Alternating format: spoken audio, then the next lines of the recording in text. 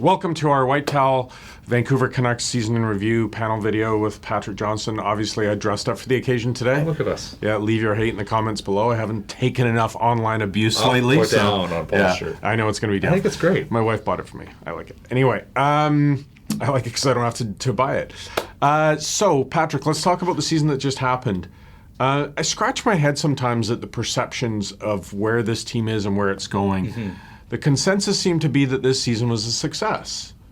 Sort of out there. I don't want to just say social media. Was this, I mean, certainly you look at Elias Pettersson was a godsend, which we knew earlier in the year. Jacob Markstrom let them know that they don't really have to worry about the goalie position for the next couple of years. Beyond that, this team didn't make the playoffs for the fourth year in a row. I mean, I suppose you could say it was a success in that it wasn't a failure, but they didn't make the playoffs. But it was a failure. But they didn't make the playoffs. There are good things. Definitely things that happened. They got more points, but a lot of those were in shootouts. You know, the goalie was great. They do have some, you know, the good things happen with their bright young talents. I think that's important. But, you know, is this team almost a playoff team? I don't think so. You know, in the end, it will be a better team next year because they may make moves in the offseason, right? I mean, is that... May. Right? I mean, they have to. They want to, but they have to. You know, they still have to do that. So successful, I mean, it's like how low is the bar? And I totally understand you being skeptical about it. I wouldn't term it as successful. I would say it wasn't a bad season, is what I would say. But that's a long way from saying this was, you know, all roses and things are going to be they're blooming and next year is going to be amazing. Yeah, where I understand automatically. Yeah, but where I understand the glass half full, glass half empty equation is, if you look at it going into the season, well, now you can say, look, we're really excited at Elias Pettersson. Right. Like, you didn't know what he was going to be. You assumed he was going to be a good player, but we've seen that assumption fall on its face with the Vancouver Canucks many times over through their history. So you know what you've got in him. Well, see, that's the thing. You think you know. I mean, he had a great season. There's no taking away from that. Yeah. But there were all those signs down the stretch. You know, did he hit the wall? I think that's more like... Yeah, but overall, I think you can say he's you know, yes, you're worried about injury, everything else, but you've seen a guy adjust to the NHL at an elite level. Yes. Okay. Yeah, okay. So you got that. I think you have to, even though it was a small audition, you have to be happy with Quinn Hughes. You know you have those in your pocket. Yes. The bigger issue is you had your goalie step up and make a marked increase. You've got Pettersson. Marked increase. Good job. That was subtle. Yeah. Thanks for picking up on that. You know, you've got your goalie. You don't have to worry about that position seemingly for a little while. And you've moved Demko in there. You got rid of Nilsson. You even got rid of Goodbranson, so you can look at all those and say, wow, those are positive things, but you did all that and you still were a fair way away from the playoff conversation. Yeah. And I think that's the worrying thing, is it not? That, yes, these things went right, but how far did that move you? So how much more do you need to do? Right, and that's why in the end I'm hesitant to say successful. And more sort of take it as it wasn't terrible. Like it could, you know, things could have nosedived. Pettersson. There's their next marketing campaign. Right. The Canucks. It wasn't terrible. No, you know, exactly. I think you're exactly right. Pettersson proved he could play at an elite level. You know, I mean, next year, if things go to plan, he will be better. But it's not necessarily a guarantee that he will be better, because we saw teams were defending him better. Even he talked about it. He said, you know, they understand what I'm doing better. I have to now learn from that. And I think he's a smart enough player and he understands the game and he's focused and driven enough that, next year there'll be progression. Brock Besser, I mean, I wrote about it last week, but we had a really good chat after the media day, and he talked about, one of the biggest factors in him not going to the World Championships is he wants to have a proper offseason.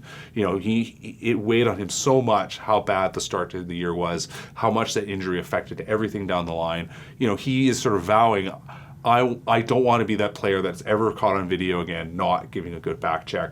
That is a story in the wrong way. So, you know, he's certainly motivated.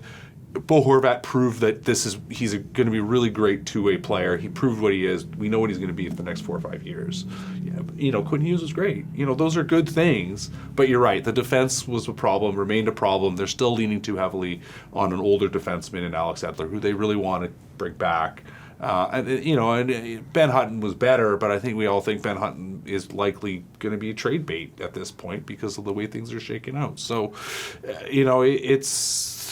they didn't stand still, but, you know, they're not exactly setting the pace. Baby steps. I think is what they say. So if you're Jim Benning, let's leave the jokes there. But if you're Jim Benning, if you could, where's your number one priority? I mean, we'll talk about futures, and we know the draft is coming, all that stuff. At 10, you're not going to get a player who can step in here next year. Probably not. No. Right. Yeah. So, you've already seen Quinn Hughes. You know he'll be here. Yoel Levy maybe needs some time in Utica.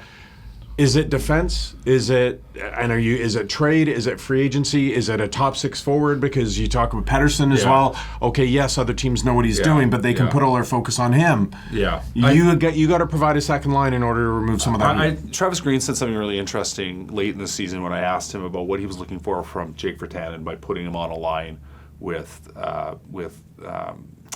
Besser and Pettersson, and he repeated it again last week.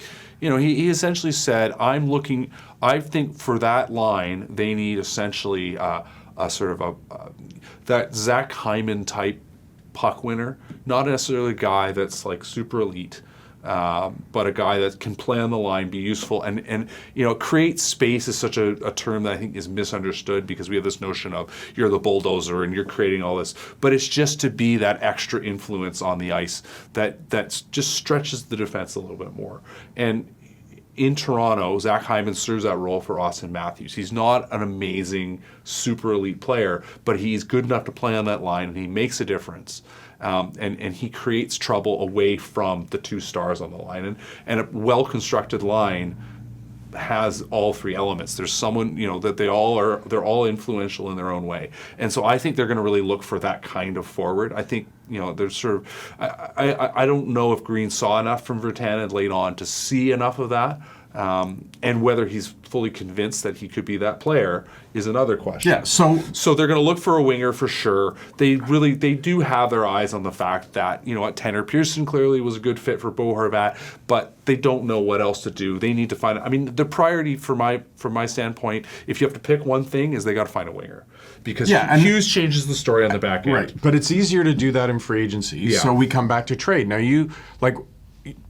yes, you can trade Ben Hutton, but what are you going to get for him? Yeah. And that leaves another hole on your defense. So you talked about Virtanen. I find it really hard with them landing at 10. I think obviously if they lucked out into a higher pick, you could kind of connect the dots a little bit differently.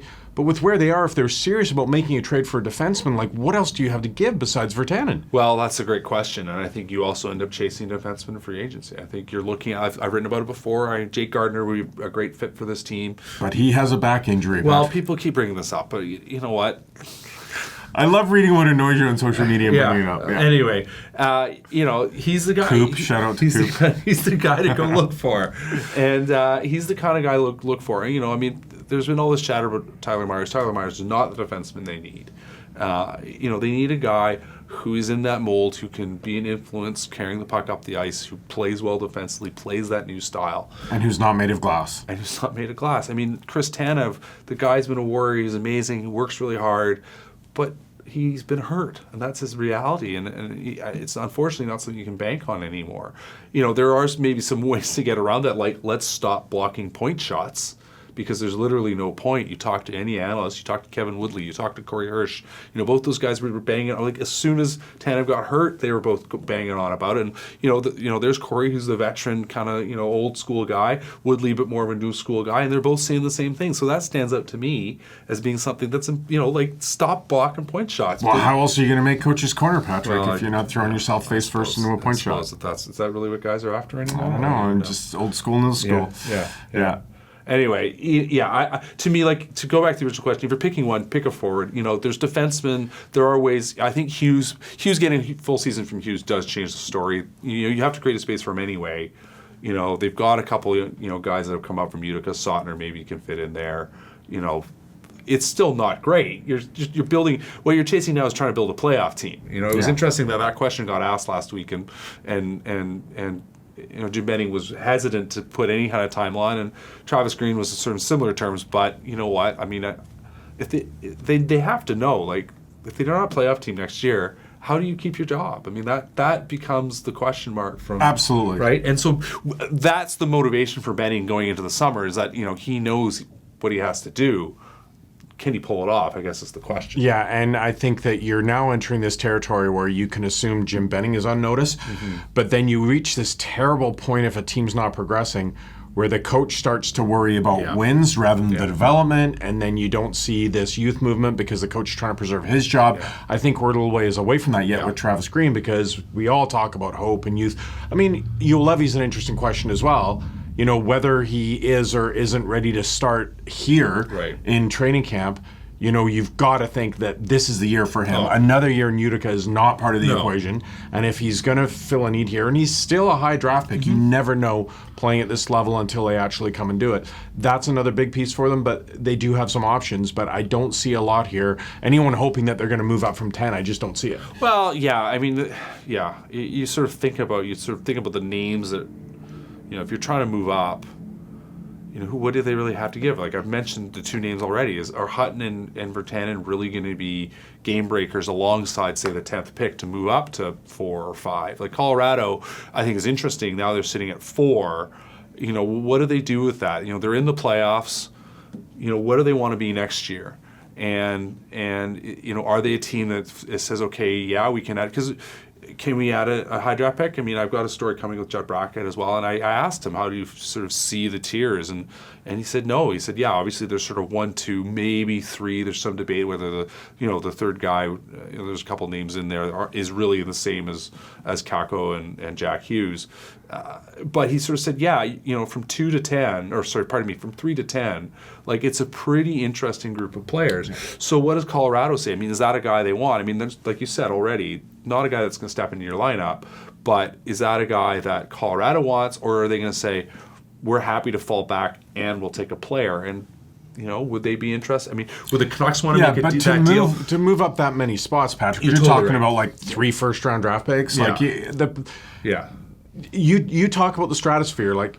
Yes, you can find a bester in the 20s, but if you look at the last 10th overall picks, there's not really a franchise player in there. There's good players. There's good players. You know, but and Matt Barzell's, you know, there are stories. Like 2015, there are stories. There's guys all the way along that have made a difference. Right, but what I'm saying is if you're moving up 7 or 6 picks, you're going to have, like, it's not the old Ballard Raymond in a second. It's like you got to give franchise pieces back. You're going to have, you know, it's a big, huge trade. And at the end of the day, you know, say 10 plus Hutton plus Besser, or pardon me, not Besser, Virtanen. Yeah. You know, is that enough? I have a hard time believing that. Okay, rapid fire. This time next year, are the Canucks in the playoffs? Yes. This time next year, is Jim Benning the GM? Yes. He's the owner's guy. This time next year, is Jake Virtanen here? No. This time next year, do we have Uber? No. Or left? No. No? Okay. No. We will have these podcasts, Whitetail Podcast, download, subscribe through Apple Podcasts. You can get our wisdom and insight and hilarity every week there. Continue to watch these videos as we build a plan through the offseason. Loads of draft stuff coming your way with the draft being in Vancouver. So thanks for watching, everyone. We'll talk to you next time.